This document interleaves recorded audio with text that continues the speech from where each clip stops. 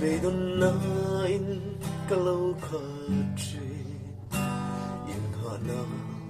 rin tla về hi lâu lo về mà ngày tu em mơ đi à cả lâu xuyên chuyên dòng tình rượu mà lâu thêm kiên dài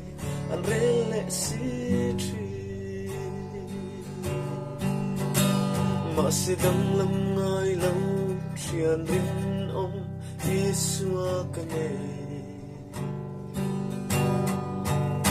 rượu mà lệ nua mà bố